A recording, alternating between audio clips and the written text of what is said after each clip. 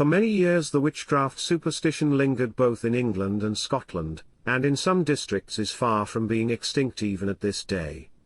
But we have yet to see the frightful havoc it made in continental Europe from the commencement of the 17th to the middle of the 18th century. France, Germany, and Switzerland were the countries which suffered most from the epidemic.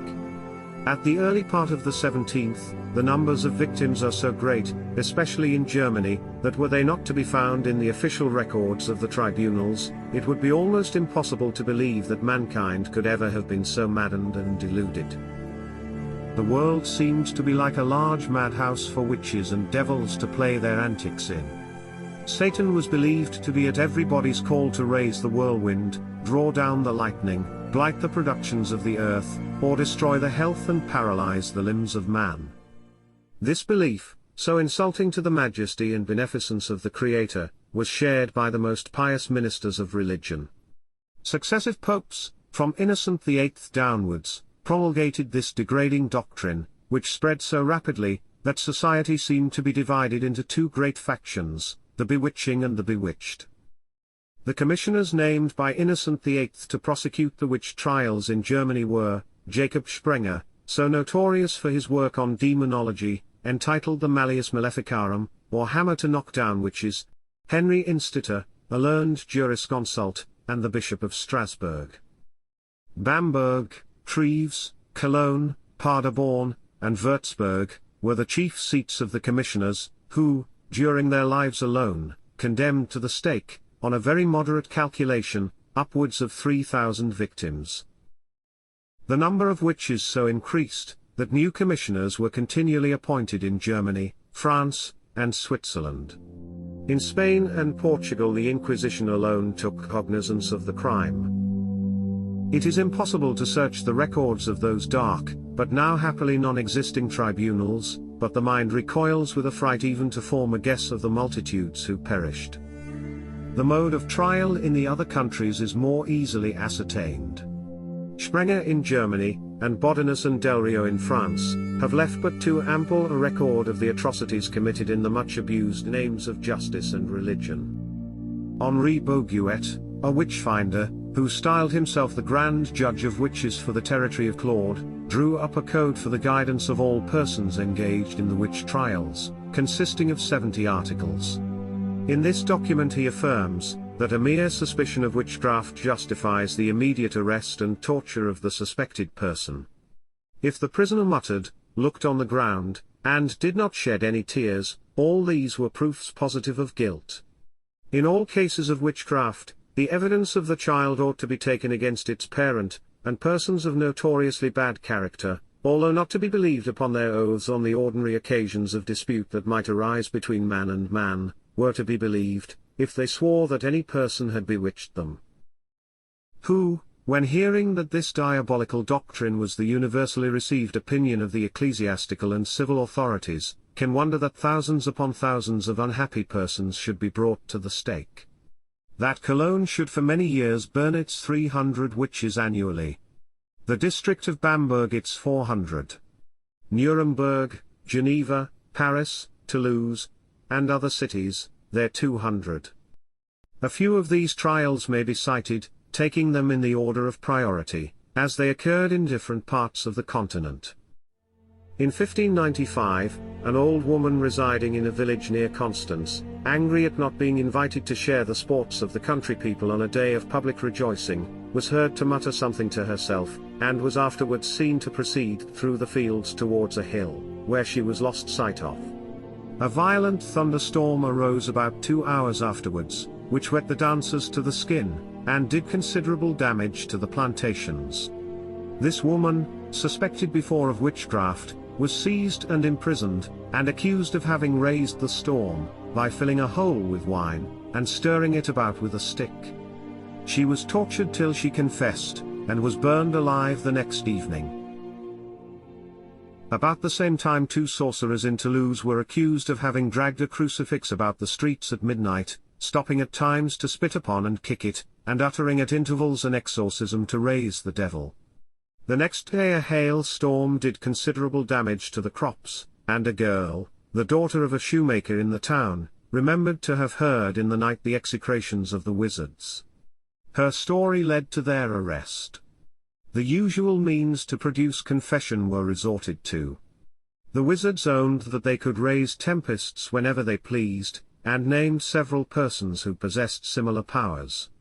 They were hanged, and then burned in the marketplace, and 7 of the persons they had mentioned shared the same fate.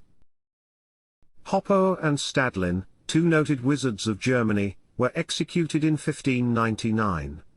They implicated 20 or 30 witches, who went about causing women to miscarry, bringing down the lightning of heaven, and making maidens bring forth toads. To this latter fact several girls were found to swear most positively. Stadlin confessed that he had killed 7 infants in the womb of one woman. Some of these witches could, by a single word, cause people to fall down dead, others made women go with child 3 years instead of 9 months, while others, by certain invocations and ceremonies, could turn the faces of their enemies upside down, or twist them round to their backs. Of all the records of the witch trials preserved for the wonder of succeeding ages, that of Würzburg, from 1627 to 1629, is the most frightful. Hauer, who has preserved this list in his Acta et Scripta Magica, says there were a great many other burnings too numerous to specify. This record contains the names of 157 persons who were burned in 2 years in 29 burnings, averaging from 5 to 6 at a time. The list comprises 3 play actors, 4 innkeepers, 3 common councilmen of Würzburg, 14 vicars of the cathedral, the burgomaster's lady, an apothecary's wife and daughter, 2 choristers of the cathedral, Gobel Babelin, the prettiest girl in the town, and the wife, the 2 little sons, and the daughter of the councillor Stolzenberg. Rich and poor, young and old, suffered alike. At the 7th of these recorded burnings, the victims are described as a wandering boy, 12 years of age, and 4 strange men and women found sleeping in the marketplace. 32 of the whole number appear to have been vagrants, of both sexes, who, failing to give a satisfactory account of themselves, were accused and found guilty of witchcraft. The number of children on the list is horrible to think upon. The 13th and 14th burnings comprised 4 persons, who are stated to have been a little maiden 9 years of age, a maiden still less, her sister, their mother, and their aunt, a young woman of 24. At the 18th burning the victims were 2 boys of 12, and a girl of 15, at the 19th, the young heir of the noble house of Rotenhahn, aged 9, and 2 other boys, one aged 10, and the other 12. What tended to keep up the delusion in this unhappy city, and, indeed, all over Europe, was the number of hypochondriac and diseased persons who came voluntarily forward and made confession of witchcraft. Several of the victims in the foregoing list had only themselves to blame for their fate. Many again, including the apothecary's wife and daughter already mentioned, pretended to sorcery, and sold poisons, or attempted by means of charms and incantations to raise the devil. But throughout all this fearful period the delusion of the criminals was as great as that of the judges. Depraved persons who in ordinary times would have been thieves or murderers, added the desire of sorcery to their depravity, sometimes with the hope of acquiring power over their fellows, and sometimes with the hope of securing impunity in this world by the protection of Satan. One of the persons executed at the first burning, a prostitute, was heard repeating the exorcism which was supposed to have the power of raising the arch-enemy in the form of a goat. Some with an esoteric bent are familiar with the celebrated trial of the Marshal Danker, who was executed in Paris in the year 1617.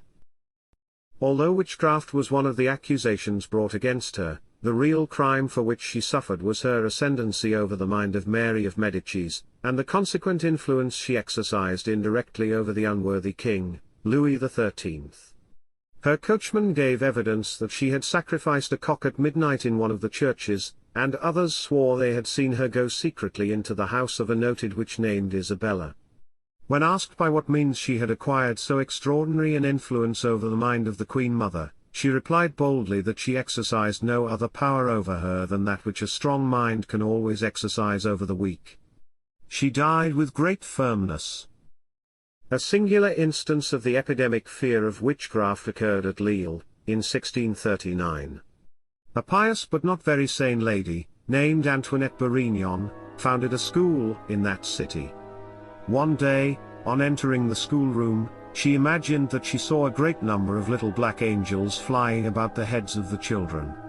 In great alarm she told her pupils of what she had seen, warning them to beware of the devil whose imps were hovering about them. The foolish woman continued daily to repeat the same story, and Satan and his power became the only subject of conversation, not only between the girls themselves, but between them and their instructors. One of them at this time ran away from the school. On being brought back and interrogated, she said she had not run away, but had been carried away by the devil. She was a witch, and had been one since the age of 7. Some other little girls in the school went into fits at this announcement, and, on their recovery, confessed that they also were witches. At last the whole of them, to the number of 50, worked upon each other's imaginations to such a degree that they also confessed that they were witches, that they could ride through the air on broomsticks, feast on infants' flesh, and creep through a keyhole. The citizens of Lille were astounded at these disclosures. The clergy hastened to investigate the matter. Many of them, to their credit, openly expressed their opinion that the whole affair was an imposture. Not so the majority. They strenuously insisted that the confessions of the children were valid, and that it was necessary to make an example by burning them all for witches. The poor parents, alarmed for their offspring, implored the examining Capuchins with tears in their eyes to save their young lives, insisting that they were bewitched, and not bewitching. This opinion also gained ground in the town. Antoinette Mourinhon, who had put these absurd notions into the heads of the children, was accused of witchcraft, and examined before the council. The circumstances of the case seemed so unfavorable towards her that she would not stay for a second examination. Disguising herself as she best could, she hastened out of Lille and escaped pursuit. If she had remained 4 hours longer, she would have been burned by judicial sentence as a witch and a heretic. It is to be hoped that, wherever she went, she learned the danger of tampering with youthful minds, and was never again entrusted with the management of children. It is related of the Duke of Brunswick that he invited 2 learned Jesuits to his house, who were known to entertain strong opinions upon the subject of witchcraft, with a view of showing them the cruelty and absurdity of such practices. A woman lay in the dungeon of the city accused of witchcraft, and the Duke, having given previous instructions to the officiating torturers, went with the 2 Jesuits to hear her confession.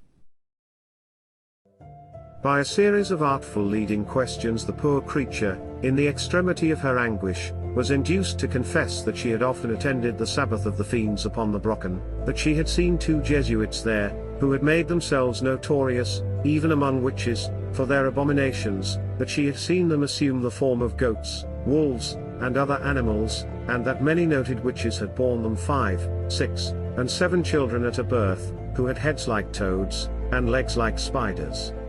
Being asked if the Jesuits were far from her, she replied that they were in the room beside her. The Duke of Brunswick led his astounded friends away, and explained the stratagem. This was convincing proof to both of them that thousands of persons had suffered unjustly. They knew their own innocence, and shuddered to think what their fate might have been if an enemy instead of a friend had put such a confession into the mouth of a criminal. One of these Jesuits was Frederick Spee, the author of the Cortio Criminalis, published in 1631. This work, exposing the horrors of the witch trials, had a most salutary effect in Germany. Schönbrunn, Archbishop and Elector of Mainz, abolished the torture entirely within his dominions, and his example was imitated by the Duke of Brunswick and other potentates. The number of supposed witches immediately diminished, and the violence of the mania began to subside. This was the beginning of the dawn after the long protracted darkness. The tribunals no longer condemned witches to execution by hundreds in a year. Würzburg, the grand theatre of the burnings, burned but one where, 40 years previously, it had burned 60. From 1660 to 1670 the electoral chambers, in all parts of Germany, constantly commuted the sentence of death passed by the provincial tribunals into imprisonment for life, or burning on the cheek.